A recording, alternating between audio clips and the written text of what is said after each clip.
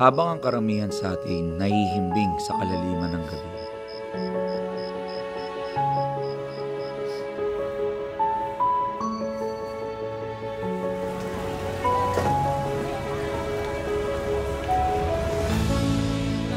May isang amang nakandan at gising para simulan ang kanyang araw.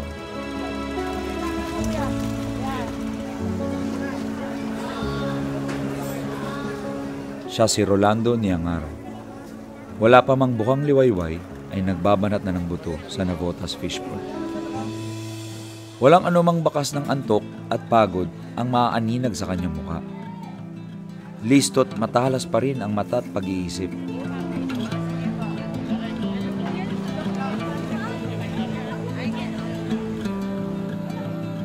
Sinisiguradong dekalidad at sariwa ang bawat isdang bibilhin. Tila hustler na sa pakikipagtawaran, kabisado na ang kalakaran sa merkado. Magkano bang ako? Walang bawas? Mula alas 4 hanggang alas 5 ng umaga, sinusuyod ni Mang Rolando ang bawat sulok ng fishport. Pagkatapos nito, ay direkta na agad siya sa kanilang pwesto sa Talipapa sa San Del Monte, Bulacan.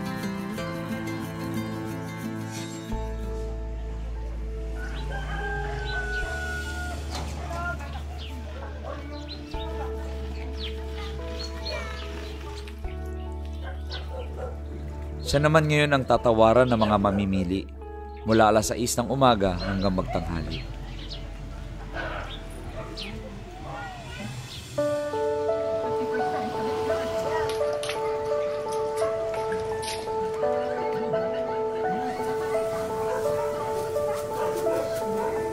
Tama na nga yan. 273 po. 273. Opo, sige po, hindi po bayad. 270. 270. Ganito ang takbo ng buhay ni Mang Rolando sa pang-araw-araw.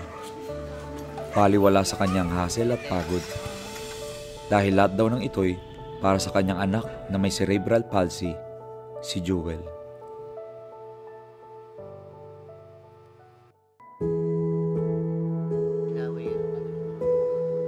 Six months pa lang po siya, nag-umpisa po yun yung nag-seizure po siya, nag-convulsion. Wala po kami po doon sa bahay, kami mag-asawa po.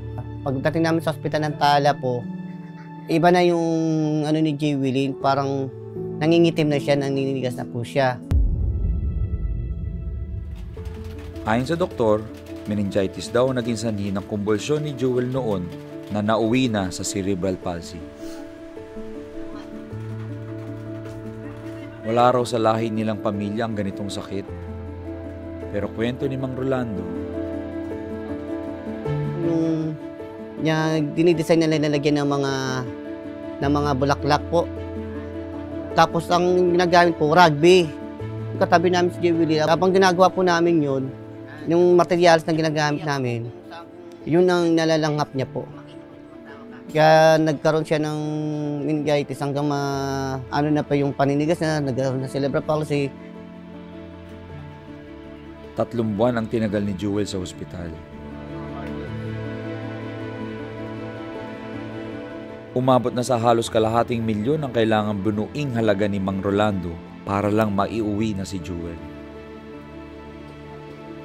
One time po, nakagawa po ako ng di maganda po. Ginawa ko, inago ko yung cellphone nung pasakay na pasahero po. Lumakpo po ako. Binalik ko rin po kasi sa labas ay inaano ko ng mga guard. Alam naman nagmakawa. Nag-ano po talaga ako kung anong gagawin ko po na sorry po. Di ko, kasi nagkaroon lang po ng di magandang ano ng anak ko. 20 taong nang inaalagaan ni Mang Rolando si Jewel. Mabigat na pasanin, lalo pat ang daming espesyal na pangangailangan ng kanyang anak. Mahirap pong mag-alaga ng mga cerebral palsy ng kondisyon, lalo na yung mga pangailangan niya. Kung saan-saan po ako humingi ng tulong. Umulan man o bumagyo, nasa loob kami ng Senado, nagbabantay kami, pumipila kami ng numero. Umaabot sa halos 20,000 pesos kada buwan ang gastusin ni Mang Rolando para kay Jewel, kasama na ang gatas, gamot at diaper. Nasa 40,000 pesos naman ang halagang kailangan bunuin kung ipapatherapy at ipapagamot si Jewel. Kaya naman, Talagang umaaray na lang sa hirap si Mang Rolando. Minsan hindi ko kaya, parang nababaliw ako kung saan ko pwede pulutin. Yung ako na mag-isa, nahihirapan ako po. Hindi ko kaya po. Pag nagsisisi siya, tumitirik yung mata niya, kinakabahan ako, umiyak ko. Jibit, tama na, Lord, tama na, patigilin naman yung pagsisisyo ni Jewelyn. Buong araw lang nakahiga sa kutsyon si Jewel. Wala siyang ibang alam sa mundo, maliban sa maliit na espasyo sa kanilang bahay. Hindi man siya mabigyan ng magandang buhay ni Mang Rolando, tila makikita sa mga mata ni Jewel ang lubos na pagmamahal para sa kanyang ama. Sabi ko, Jewelyn, sa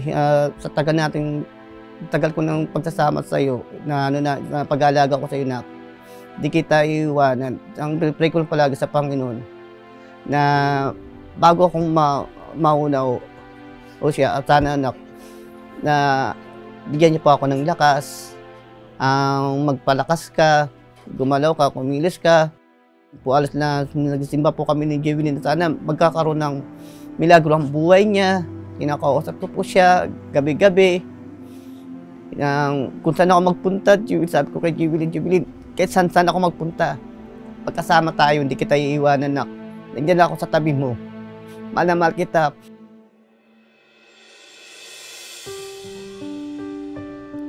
Hindi kailanmang tumigil si Mang Rolando sa paghahanap ng paraan para masuportahan ang anak. Matapos ang saglit na pahinga sa hapon at pag-aalaga, naghahanda naman ng ititindang balut si Mang Rolando. Hindi pa man nagtatakip silim, ay ready na siyang sumabak sa kalsada.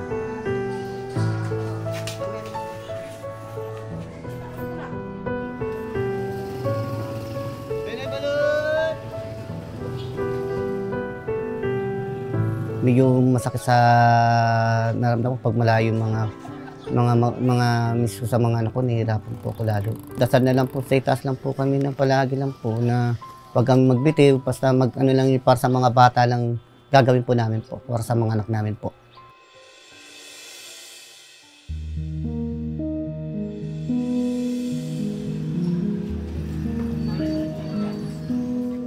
Mahirap man ang estado ng kanilang buhay, patuloy ang pagsusumikap ni Mang Rolando. At matapos ang isang mahabang araw ng pagtatrabaho, simple lang ang panalangin at pangarap niya para kay Jewel.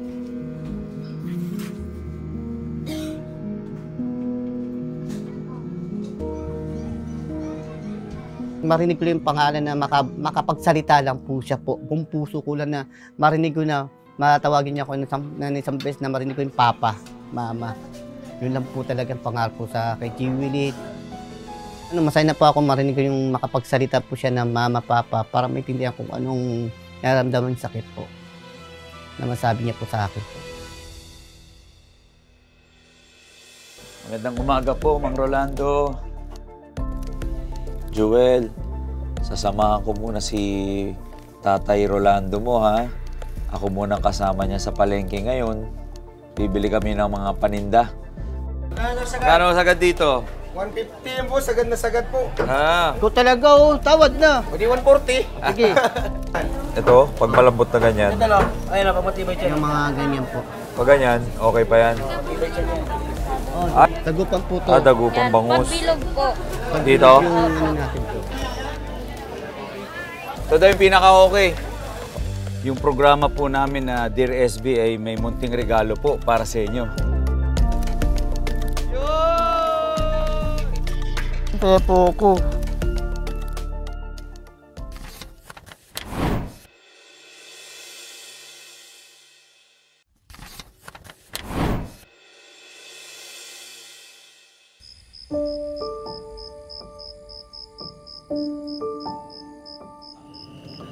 Nandito po tayo ngayon sa San Jose del Monte, Bulacan.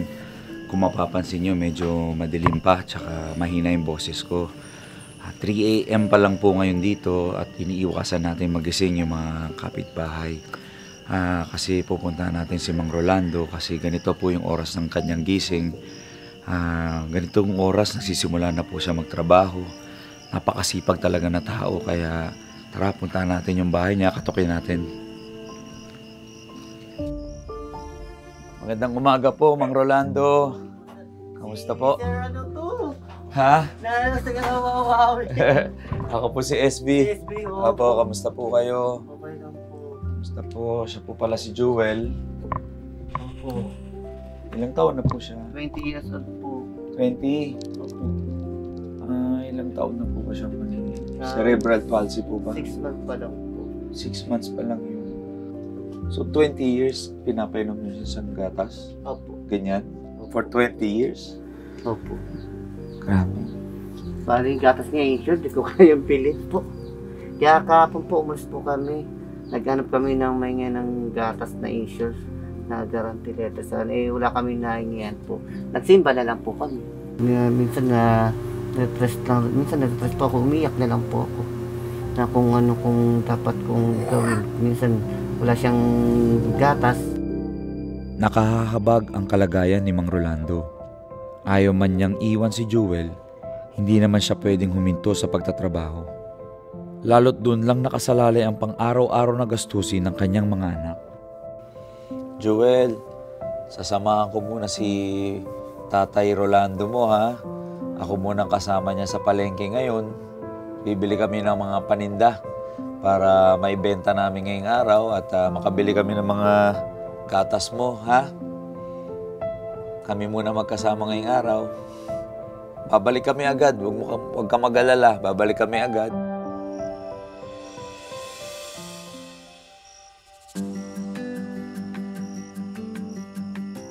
Tay, ito bang gagamitin natin? Opo. Si panininda? Apo. Tara, dali na natin.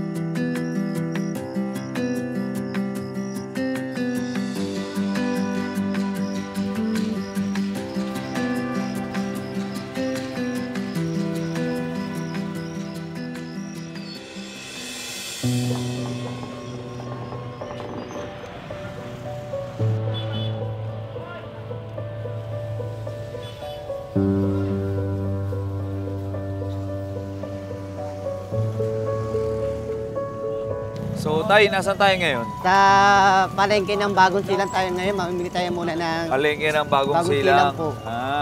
Ito ba yung araw-araw niyong schedule? araw-araw po, walang schedule po, araw-araw po. Araw-araw, ganito ko kayo, ganitong oras. Opo. Di ba mahirap, Tay? Medyo mahirap, kailangan po talaga eh. Hmm, Ang pangailangan ng mga anak ko po eh, kailangan po talaga po eh. masipag niyo. Dito po tayo. Dito tayo, tara.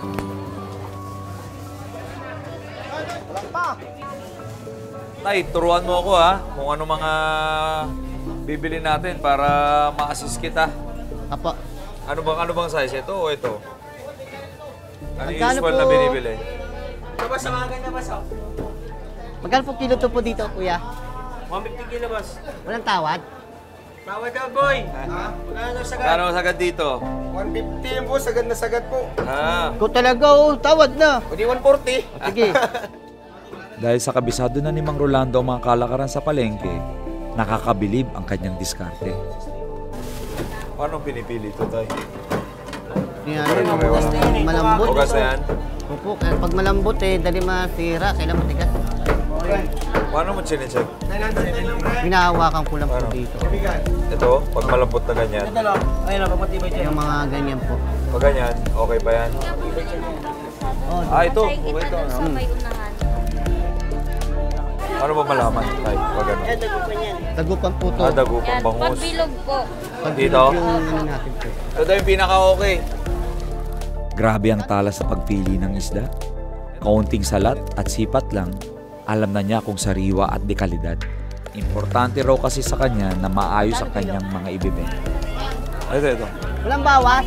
150? Ah? 150 na lang kuya. 150. Ha?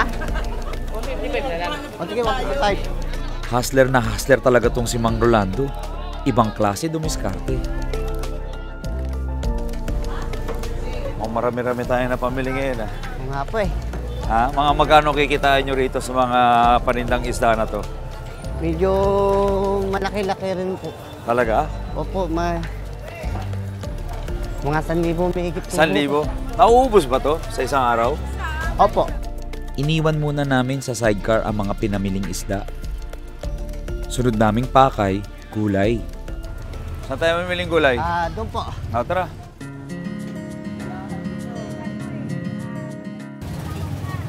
Magkano talong, te? 300 po. 300. Ito bibili natin. So isang talong, isang repolyo. Magkano na ngayon yan? 950 lang daw. 950 ng sibuyas natin. Ito imported. Ay, white to. White. Magkano ang white? Mas mahal yung pula. Sige, so kuha tayo nito. Sige. Dagdag mo na. Kalabasa po. Meron po kayo. Saka talong. Talong. Ito, magkano itong puti? 70. Ay, sama mo na to para Okay na po. pandagdag. Ay, dagdag mo na yan. Thank you. Buhatin na natin. Kaya si buhatin? Kaya mo? Oo, sige. Ito sibuyas. Kaya?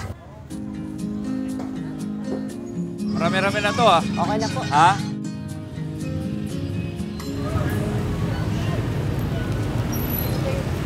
Lakas mo, sir, ah. Ha? Lakas mo, sir. Okay lang. Bago kami bumalik sa kanyang pwesto sa Talipapa, nag-breakfast muna kami ni Mang Rolando. Kape at pandesal, almusal na mga kumakayod sa buhay. Grabe talaga ang lakas ng pangangatawan ni Mang Rolando.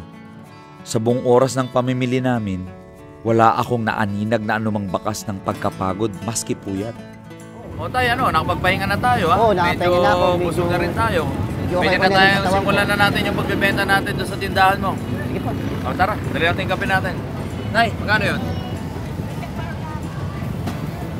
Lahat ng hirap papasanin. Masiguro lang na magagampanan ang kanyang tungkulin bilang ama. Yung programa po namin na Dear SB ay may munting regalo po para sa inyo. Woo! Yun! Bakit? May isda naman. Oh my God. Meron din kaming regalo para sa iyo, Baby Jewel. Magbibigay ho kami ng assistance na 100,000 para sa pagpapagamot at pagpapatherapy po ni Jewel sa PGH. Para hindi na kayo mahirapan dun sa therapy niya, sa pagpapagamot niya, at madala niyo siya sa PGH, Mang Lando. Nagpapasalamat ako sa inyo. Hindi ko po sa puso ko nagpapasalamat po sa iyo.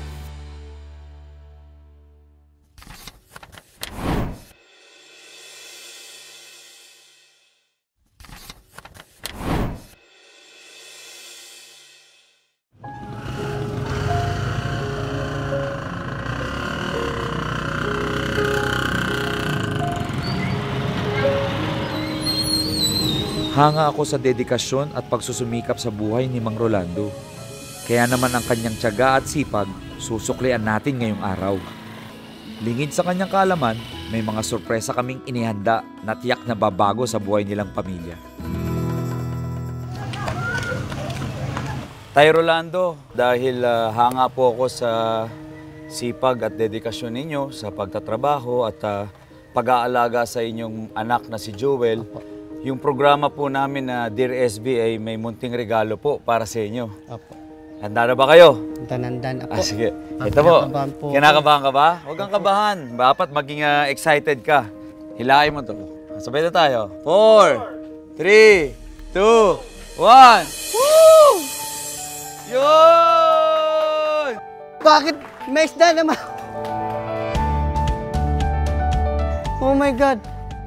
May isda na po tayo. Congratulations, Mang Rolando. Ito na po yung bagong tindahan at magandang pwesto ninyo. Kompleto to, bago ng mga gamit para sa pagtitinda ninyo. At hindi lang yan, Tay. Alam mo ba, para mas sustainable at pang matagalan yung pagtitinda ninyo, gagawin na rin din namin kayong member ng Navotas Fishport para para mas marami kayong mapamili at mas mura yung makukuha nyo mga paninda. Opo. Ano nararamdaman nyo po? Kaya po ako. May nabibigay yung konting panimpunan, may panghanan po kay Jewel, pandagdag po sa mga gatas niya. Ito po lahat ay magagamit nyo para sa pagnenegosyo nyo, makatulong ng mga anak ninyong iba, para matustusan nyo si Jewel. Balita ko nga po, nung inaalagaan nyo si Jewel, nas-nash din yung cellphone nyo, nawala din. Opo, nawala po nung last week po. Anong nangyari? Nakatayo po ako sa labas ng PGS po. Hindi ko naman nakalain na may sumusunod na pala sa akin sa paglabas sa PGS po. Mamaya biglang nawala po yung cellphone ko. Sabi ko, uy, cellphone ko. Umiyak-yak na po ako kung saan ko alam kung anong gagawin ko. Yung Anong pala gamit nyo ngayon? Paano nyo nakukontak yung anak nyo, mga kaanak nyo? Wala po. Wala akong cellphone po. Handog na rin po ng programang Dear SB ang bagong cellphone para sa inyo, Mang Rolando. So, meron na kayong bagong pwesto, bagong kagamitan, meron din kayong bagong cellphone. Maraming salamat. Tas puso akong nagpapasalamat po sa inyo. Lalo po sa kay God po na bigyan pa ako ng lakas na loob para sa anak ko po kay Jewel po. Ako, kasi wala pa akong nanay, tatay, kapatid, kuya. Dito pwede kong malapitan, may ng tulong. Wala po talaga po. Wala nang sumisikap para sa mga anak ko lang po. Kung mag-alala, Mang Rolando, marami pa rin pong taong tumutulong at nandito po yung programang Dear SB para tulungan yung mga katulad ninyo na kahit may pinagdadaanan sa buhay, nagsusumika pa rin po. Kaya para sa inyo yan, Mang Rolando. Para hindi rin mahirapan sa pagbabalot tuwing gabi, minabuti na rin ng Dear SB na mapacheck up ang mga mata ni Mang Rolando. Meron pa po kaming ibang regalo, meron na tayong konting edad. Alam ko medyo malabo na rin yung mata ninyo. Kaya meron po kaming regalo mula po sa Shinagawa na libreng eye check-up at kung ano man ang kailangan ninyo dito, pwede namin kayong ipalasik para maging malinaw yung maging paningin ninyo at hindi na kayo mahihirapan sa pagtatrabaho nyo. Panibagong regalo ho ito ng Dear SB para sa inyo. Kaya tas puso akong napapasalamat po sa nagawa po na matagal kong gustong magpa-check up pag malabo na po talagang mata ko po. Hindi ko po kayong makakalimutan po. Ngayon na po ako nakatanggap sa buong buhay ko po ng ganito po. Maraming salamat po. Congratulations, Mang Rolando. O paano ba? Kasi anong oras na? Mukhang magdadatingan na yung mga customer ninyo, Mang Rolando. Magtinda na ba tayo? Apo. Di ba sabi ko, ako magiging assistant mo ngayon. Apo, ikaw magkakaliskis. Turuan mo magkaliskis, saka magugas at magtanggal ng mga hasang. Apo. Okay, tara. Kabubukas pa lang ng bago niyang pwesto, pero may buena mano agad si Mang Rolando. Eto, Mang Rolando, may bibili na daw. Mga bago yan, ate. Anong gusto mo? Tilapia, o sige. At syempre, sasabak na rin ako agad sa pag-assistant ko sa kanya. Dalawa pa lang, medyo effort na. Actually, matagal ko nang gustong sinakita ko pag ginagawa to, pag sinasama ko yung nanay ko na mamalengke. Ganito pala yun. Hindi pala basta-basta itong ginagawa ni Mang Rolando araw-araw. Kaya naman, saludo ako sa inyo. Sarap ang pag-aprito mo nito. Gagataan ko yan. Ha? Gagataan mo? Ayan, ate. Para sa'yo. Buena mano. Salamat, ate. Hindi maitago ang tuwa sa mga mata ni Mang Rolando. Pero hindi pa dyan nagtatapos ang ating tulong sa kanya. Merong regalo rin tayo para kay Baby Jewel. Apo. Punta natin. Masaya na ako kasi may gulay na ako. May gulay pa, may stuff gulay pa May pala. isda, may gulay, may pinamili pa tayo sa pamalengke. Nagulat ako eh. Ay, Saan wala siya? yung mga anak ko pumasok sa school. Meron din kaming regalo para sa iyo, Baby Jewel. Jewel, may regalo daw. Meron kaming kutsyon na higaan para sa kanya, para mas masarap yung pahinga niya. At sabi mo nga, tuwing pinapasyal mo si Jewel, akay-akay at buhat-buhat mo siya at nanghihina ka. Kaya meron din kaming regalong pediatric wheelchair para mapasyal mo si Jewel. Siyempre, sagot na rin ng Dear SB ang pang-araw-araw ni Jewel at pamilya niya ngar. Mga gatas, diapers, at sa inyo, buong grocery para sa buong pamilya po. Para kompleto na po yung regalo ng Dear SB para sa inyo, Mang Rolando. At para tuloy-tuloy na ang therapy ni Jewel, magbibigay ho kami ng assistance na 100,000 para sa pagpapagamot at pagpapatherapy po ni Jewel sa PGH. Para hindi na kayo mahirapan dun sa therapy niya, sa pagpapagamot niya, at madala niyo siya sa PGH, Mang Lando. Nagpapasalamat ako sa inyo. Ululutin ko po, tas puso kong nagpapasalamat po sa iyo. lahat sa inyong lahat po na bumuo at nagbigay po sa tumulong po sa amin sa pamilya ko. Tapos puso akong nagpapasalamat po. Lalo na sa itaas po na dinig po yung pangarap po sa kay Kiwili na madinggin pang dasal ko po na bigyan po siya ng magandang pangatawan po ng mga pagkain niya araw-araw po. Narinig na po ng Panginoon dasal ninyo, Mang Lando. Masaya ako para sa inyo at pagpatuloy nyo po yung sipag at dedikasyon nyo para sa pamilya nyo. Sabi ko nga po, marami pa rin pong tumutulong, marami pa rin hong handang magbigay ng kanilang tulong para mabigyan kayo ng pag-asa para sa buhay ninyo. Congratulations po. Maraming salamat po sa inyong lahat po. Nakakamangha talaga si Mang Rolando. Mabigat man ang mundong pinapasan, hindi kailanman niya naisip na sumuko na lang at umasa sa iba. Tuloy lang sa pagpupursige araw-araw. Dahil may awa ang Diyos, manalig ka lang at tsak may darating ding biyaya.